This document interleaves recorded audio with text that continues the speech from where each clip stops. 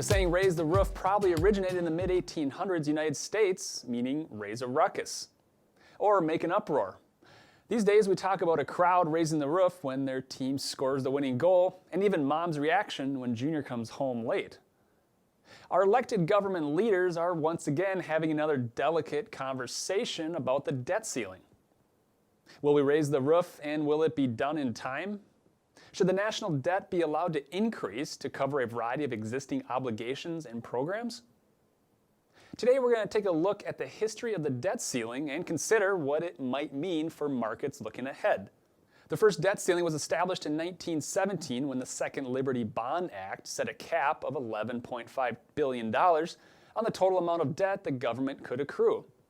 Since then, the debt ceiling has been raised several times to accommodate the government's need for more borrowing. By several, I mean since 1960, Congress has acted 78 separate times to permanently raise, temporarily extend, or revise the definition of the debt limit.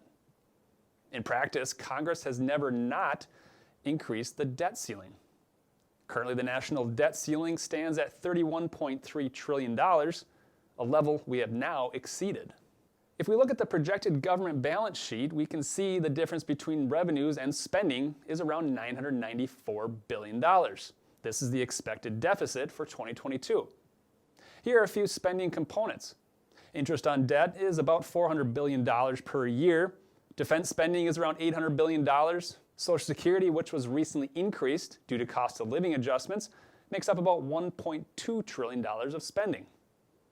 In a politically divided government, the time to a resolution may be extended. That said, we believe a resolution will be agreed upon and the U.S. will not default on payments. The Treasury's extraordinary measures to reduce spending in the short term can buy some time. These efforts kick the can down the road by, for example, temporarily suspending contributions to retirement plans of government employees. Treasury Secretary Janet Yellen estimated the U.S. would hit the debt limit on January 19th, which has happened. She said it is unlikely that cash and extraordinary measures will be exhausted before early June, meaning that lawmakers may have until early summer to reach an agreement. So what if we get past June and no resolution? Well, the U.S. government would be in default on certain payments. This would be bad. If the scenario played out, in our view, the government would go through spending line items, prioritizing which ones to cut first. We'd expect line items like Social Security and interest payments on bonds to be last in line, as these are critical on many levels. Historically, stock markets have gotten the jitters a month or two before the unofficial debt limit deadline, likely early summer 2023 in this case.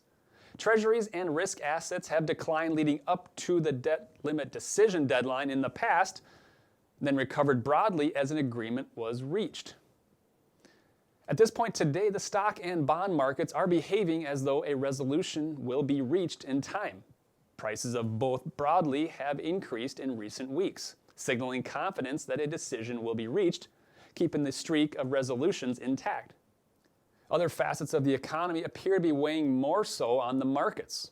Think of jobs and inflation data relating to the Federal Reserve's interest rate strategy. For now, the cost of money, driven by the central bank, will likely have a more prominent role driving markets than short-term political indecision.